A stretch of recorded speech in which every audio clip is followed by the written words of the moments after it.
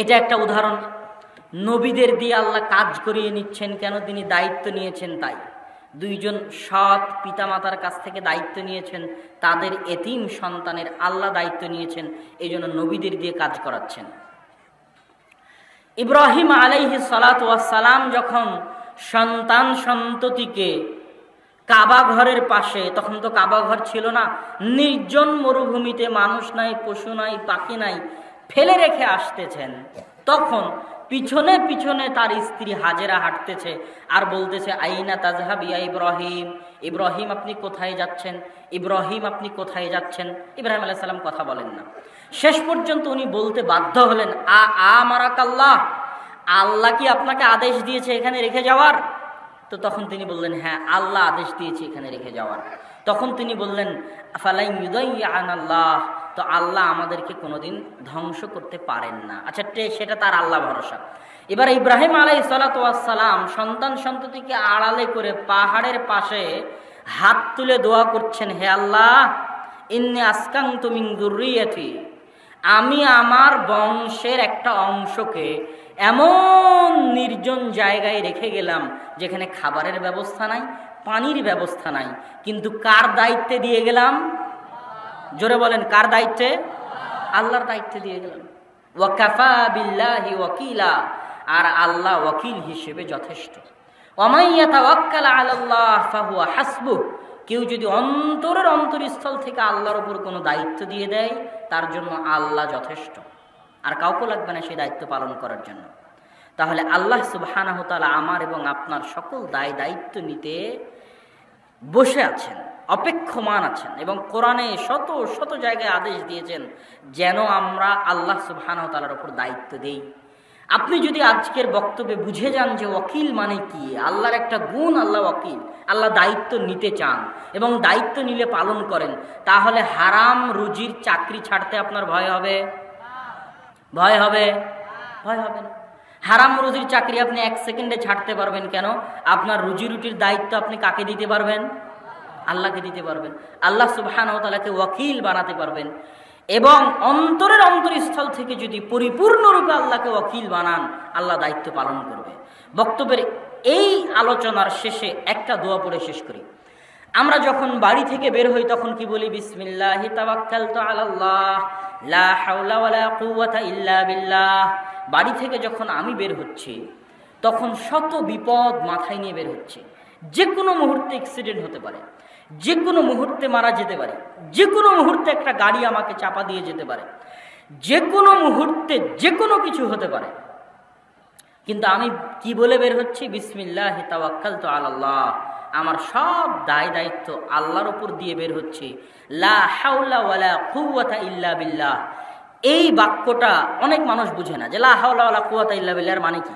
সবাই বলে যে লা হাওলা ওয়ালা কুওয়াতা ইল্লা বিল্লাহ, এর অর্থ হচ্ছে পৃথিবীতে যারা আমার ক্ষতি করতে চায়, পৃথিবীতে যারা আমার শত্রু, পৃথিবীতে যারা আমার সাথে হিংসা করতে চায়, তাদের হিংসা করার শক্তি জিরো, তাদের ক্ষতি করার শক্তি জিরো, তাদের আমাকে ধ্বংস করার শক্তি জিরো।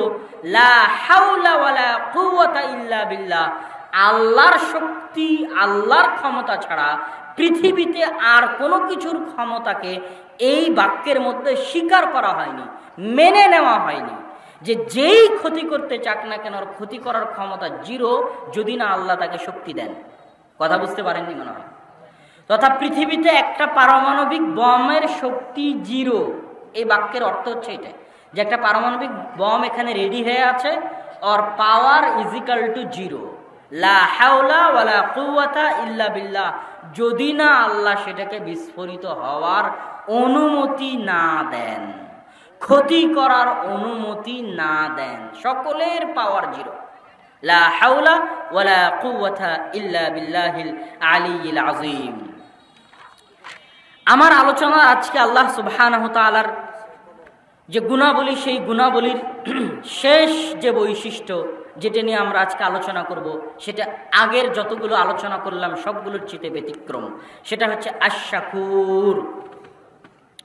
আল্লাহ সুবহানাহু ওয়া তাআলা শুকরিয়া আদায়কারী। আল্লাহ সুবহানাহু তাআলা শুকরিয়া আদায়কারী। আপনাদেরকে আমি প্রশ্ন করতে চাই যে মানুষ শুকরিয়া আদায়কারী হয় যে ভাই তোমার শুকরিয়া, আমার এই কাজটা করে দিলাম, তো আল্লাহর আমরা কি এমন উপকার করলাম যে আল্লাহ শুকরিয়া আদায়কারী? প্রশ্ন কি আমার বুঝতে পারছেন? কথা বলতে হবে আমার সাথে, প্রশ্ন কি বোঝা যায়? আল্লাহ বলছেন যে আল্লাহ শুকরিয়া আদায়কারী, শাকুর মানে শুকরিয়া আদায়কারী। শুকরিয়া আদায়কারী তো মানুষে হয়, যার উপকার করলে সে আমাকে শুকরিয়া আদায় করলো। আচ্ছা, আল্লাহ সুবহানাহু ওয়া তাআলা শুকরিয়া আদায়কারী, এটা বুঝার আগে আমাকে এবং আপনাকে বুঝতে হবে, আপনারা এখানে যে যতজন উপস্থিত আছেন বহু মানুষের উপকার করেছেন, উপকার করে সে আপনাকে ধোঁকা দিয়েছে এমন হয়নি? হয়েছে না হয়নি? বহু মানুষের উপকার করেছেন, উপকার করার পর সে আপনার ক্ষতি করেছে এমন হয়েছে না হয়নি? হয়েছে। তাহলে কারো উপকার করার পর ধোঁকা খেলে মনে কষ্ট লাগে, কারো উপকার করার পর সে যদি পাল্টা আমার ক্ষতি করে মনে কষ্ট লাগে। কিন্তু আজকে যদি এই বক্তব্য শুনে আপনি বুঝতে পারেন যে আল্লাহ শাকুর, তাহলে আপনার মনে আর কোনো কষ্ট থাকবে না। যদি বুঝতে পারেন যে আল্লাহ শাকুর, আল্লাহ কি বুঝাতে চাচ্ছে এই শাকুর নাম দিয়ে? ইনি বিপদে পড়েছে, আমার কাছে ৭,০০০ টাকা ধার চাইলো, আমি এই ৭,০০০ টাকা ওনাকে ধার দিলাম।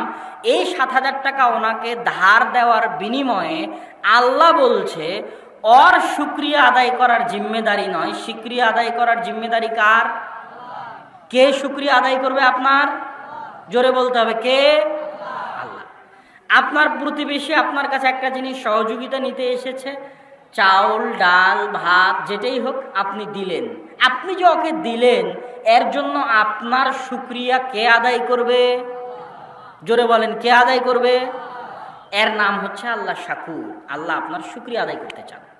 কত মজার জিনিস দেখেন। তাহলে এবার বুঝেন, আমি যদি এনার কাছে শুকরিয়া চাই, এনার শুকরিয়া আদায় করার ক্ষমতা সীমাবদ্ধ, লিমিটেড। আপনি আপনার প্রতিবেশীর কাছে শুকরিয়া চাইলেন, তার শুকরিয়া আদায় করার ক্ষমতা লিমিটেড। উনি আমাকে কি দিয়ে শুকরিয়া আদায় করবে? বলবে থ্যাংক ইউ, অনেক অনেক শুকরিয়া ভাই, আপনি আমার সহযোগিতা করেছেন।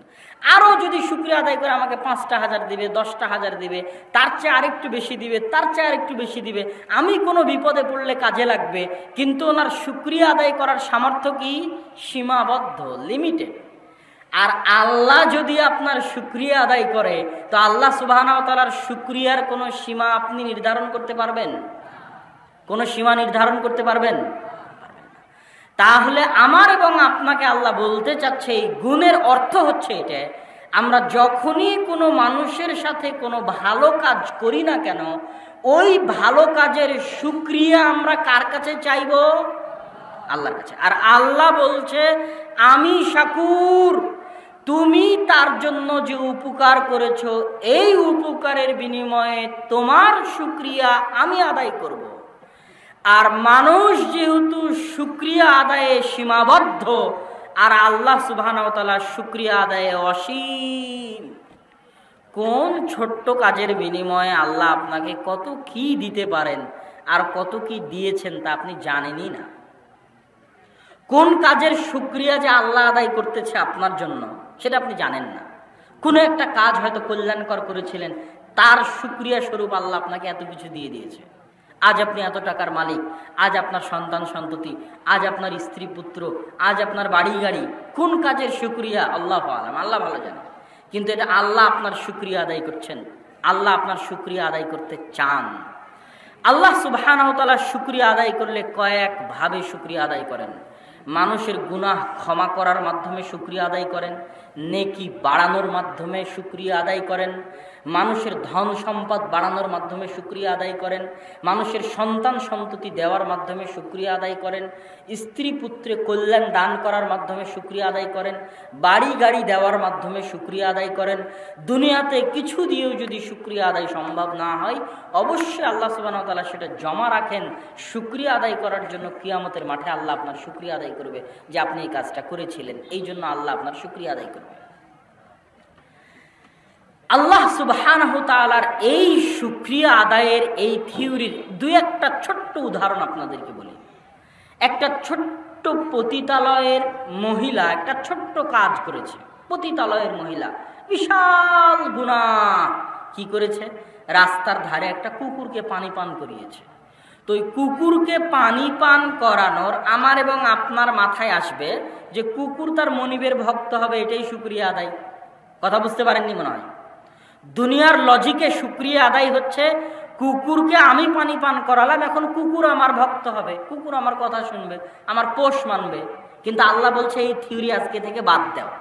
তুমি কুকুরকে পানি পান করাবা এই কারণে, বা কোনো বিপদগ্রস্তকে সহযোগিতা করবে এই কারণে, ওর পক্ষ হয়ে কে শুকরিয়া আদায় করবে? আল্লাহ। তো ওই পতিতালয়ের মহিলা কুকুরকে পানি পান করালো,